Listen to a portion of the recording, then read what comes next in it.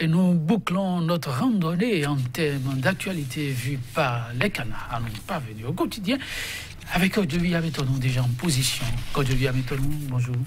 Bonjour Joël Todji, bonjour également à nos amis téléspectateurs. De l'actualité ce dernier jour de la semaine, qu'est-ce qu'on retient de principal? On retient la rencontre que le ministre de l'Intérieur, de la Sécurité publique a tenue avec les acteurs politiques. Ça n'aura pas donné quelque chose de très beau. Aucune formation politique ne serait pas à jour à la date d'aujourd'hui, à une semaine, jour pour jour, de l'ouverture donc du dépôt des dossiers. Donc ça laisse présager d'un certain nombre de dysfonctionnements. Certains acteurs politiques en donnent de la voix. Le quitus fiscal difficilement délivrable aujourd'hui. Donc je pense que c'est une stratégie. Et sans oublier effectivement que le ministre de la Santé également est monté au créneau.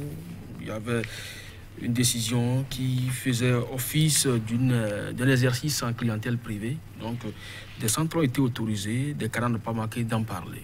Ah oui, intéressant tout ça. Quand je viens maintenant, alors nous allons démarrer avec le journal Dynamisme Info qui ce vendredi nous propose donc en manchette quitus fiscal pour les législatives. La pièce qui fera dégraisser le nombre de listes. Et puis, assainissement du secteur de la santé, 163 établissements privés et 2195 professionnels désormais autorisés à exercer. Poursuite annoncée à son encontre quand la rupture incite Boliaï à s'investir pour le contrôle du perchoir et puis menace de sanction après le sit-in contre la nomination des chefs d'entité. Des enseignants du supérieur appellent à bafouer l'instruction du ministre de l'enseignement supérieur. La dépêche West Africa Leaks sur les traces de flux financiers illicites au Bénin. La Sobepec a mis une couche entre le respect des tests et les contraintes organisationnelles vers le report de la date du scrutin, s'interroge le journal La Dépêche et puis législative d'avril 2019. Liste complète déjà des bureaux de vote arrêtés par la Commission électorale nationale autonome. Le Nouvel Observateur a fait 18 kg de cocaïne pure. Les raisons du blocage du pouvoir en cassation. Le non-respect de la procédure en grande partie. Selon Maître Paul Kato Atita, le drame sur le fleuve Niger, ce mercredi 13 février, Guy Bitokwe demande un jour de deuil national pour les naufragés. Sortie médiatique du mouvement socialiste révolutionnaire, le MRS, un soutien de plus pour l'USL et puis législative d'avril 2019, l'article 242 du Code électoral défie toutes les lois de la démocratie. Selon le professeur Joël Aïvor, Matin libre, argument avancé pour la non-délivrance des récépissés, les vives protestations de l'UDBN, bien sûr le parti de l'honorable Claudine Prudencio. Et puis, 3 jours après le drame du fleuve Niger, le gouvernement fait preuve de froideur, sans oublier au niveau des cliniques électorales de l'Association béninoise du droit constitutionnel. Le code électoral est en débat, Joël Litonji. Merci à vous, quand je viens maintenant. La moisson pas abondante demain de la matière, il y en a, comme vous l'avez constaté chez les téléspectateurs. Et oui, nous allons démarrer avec, que vois-je là, la dépêche, oui, pourquoi pas, entre le respect des tests et les contraintes organisationnelles vers le report de la date du scrutin, et s'interroge la dépêche. Oui, ce même journal, rappelez-vous, déjà le mercredi nous proposait un titre qui faisait donc croire effectivement qu'il y a un brouillard autour de cette élection de 28 avril. Il n'y a que au niveau de la Sénat, au niveau même de la Cour constitutionnelle, parce que la Sénat, désormais, ça rime aux décisions de la Cour constitutionnelle et le ministère de l'Intérieur, et même le Parlement. Il y a un problème, parce que la nouvelle charte des formations politiques qui a été adoptée en septembre demande 6 mois aux partis politiques pour se mettre en conformité. Et cela suppose donc jusqu'à mi-mars. Et le ministère de l'Intérieur a pris hâte et aujourd'hui traîne également au niveau donc de la délivrance de ce précieux document qu'aujourd'hui la Sénat exige. La Sénat dit, nous ouvrons le 21 pour fermer le 26 la liste de dépôt des dossiers de candidature. Alors quand vous tenez donc compte de ce délai imparti au niveau donc de la Sénat, et vous faites référence aux tests qui régissent la mise en conformité des partis politiques, il y a un problème.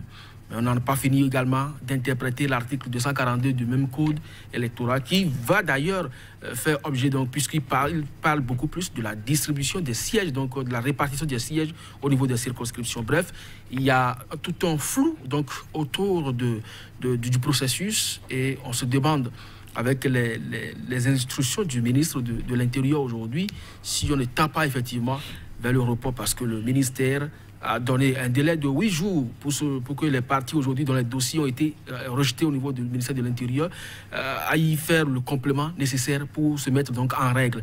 Ces 8 jours, ça rentre déjà dans les délais de la Sénat. Et les partis qui éventuellement se verraient donc rejeter encore une fois les dossiers feraient véritablement comment pour participer à cette compétition. Il semble qu'on n'est pas en train de respecter le principe démocratique.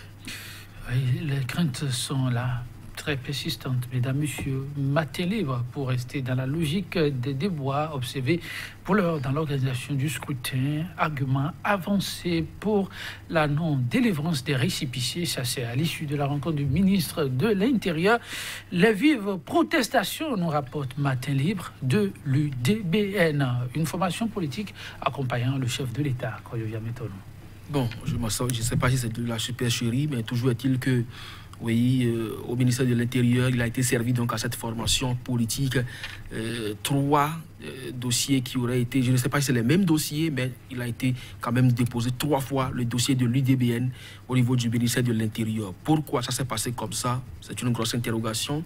La présidente est montée au créneau, vous l'avez dit. Elle fait partie donc de ces soutiens du chef de l'État. Désormais, elle devrait quand même faire partie des blocs. Ça n'a pas été le cas parce que la base a réclamé donc une certaine autonomie parce que les jeunes aussi veulent faire parler d'eux au sein de cette formation politique. Elle fait cavalier seule avec donc son parti, Claudine Prudencio, et elle n'a pas compris pourquoi.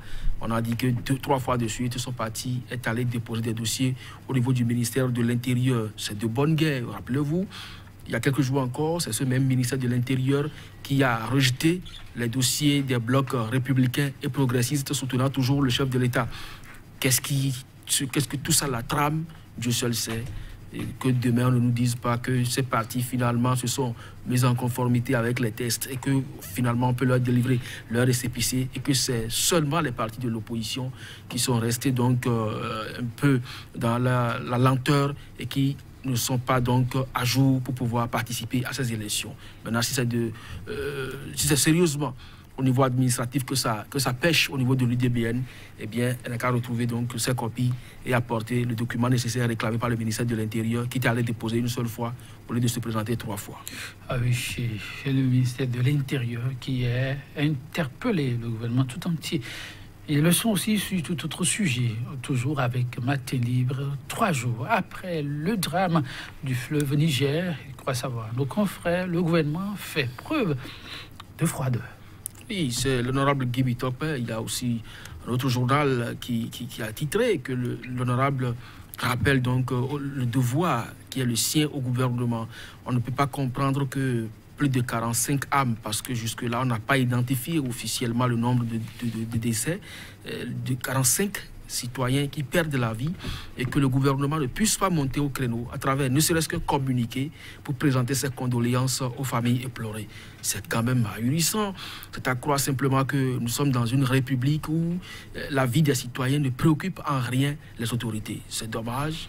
Mais un honorable député est quand même monté au créneau pour demander un jour de prière, un jour de deuil national. Ce n'est pas assez, mais c'est quand même important déjà pour exprimer notre compassion à ces différentes familles qui sont éplorées. Alors que du fait, on peut dire que c'est du fait du gouvernement, c'est un laxisme dans la mesure où on sait très bien que ce fleuve constitue quand même un point de ralliement entre le Bénin et le Niger pour ces localités riveraines. À partir de cet instant, on pouvait mettre les mécanismes nécessaires qu'il faut. Au détour donc de sa rencontre avec les acteurs politiques, le ministère de l'Intérieur s'est prononcé. Vous l'entendez dire, eh bien, les navigations nocturnes sont interdites. Les bateaux devraient également disposer des gilets de sauvetage. Mais j'appelle ça du saupoudrage. on pouvait mieux faire. Oui, on peut mieux faire. On me dit qu'on a encore quelques minutes, donc vous permettez, je retiens avec dynamisme info à présent pour parler de tout autre sujet que politique, comme le précédent menace de sanctions après le sit-in contre la nomination des chefs d'entité. Des enseignants du supérieur appellent à bafouer l'instruction du ministère de tutelle. Je ne crois pas que les autorités rectorales, les chefs de département et directeurs d'école devraient même attendre que l'intersyndicale monte au créneau pour rejeter ce chiffon de documents. Parce que lorsque vous êtes ministre de l'enseignement supérieur et que vos collègues vous adressent une lettre de protestation comme quoi ils vont faire un sit-in que vous avez autorisé et qu'ils sont venus manifester et que quelques jours après vous saisissez les responsables d'établissement pour qu'on vous fasse le point de ces enseignants qui étaient absents au cours, alors que vous savez très bien que ce sont les mêmes enseignants qui étaient avec vous dans votre ministère pour faire sit-in, ça frise du mépris. Et il faut que ceux-là, aussi bien le ministre de la Santé, parce qu'il y a des décisions bizarres qui sont prises également à ce niveau-là, que le ministère de l'enseignement supérieur, le ministre de l'enseignement supérieur sache que tôt ou tard, même s'ils sont appelés dans quelques mois à faire valoir leur droit à la retraite, ils doivent retrouver ce corps lorsqu'ils perdent leur portefeuille ministériel. Et donc, qu'ils sachent raison garder. Vous êtes au service d'un pouvoir, mais il ne faut pas en abuser. Merci, Kodjovi Ametono. On se dit à lundi. Par la grâce de Dieu, on sera au rendez-vous. Ah oui, merci, merci. Mesdames, messieurs, merci aussi à vous. Soyez rassurés, nous, on ne va pas abuser du pouvoir que vous nous avez conféré. On vous servira la juste et bonne information. À lundi.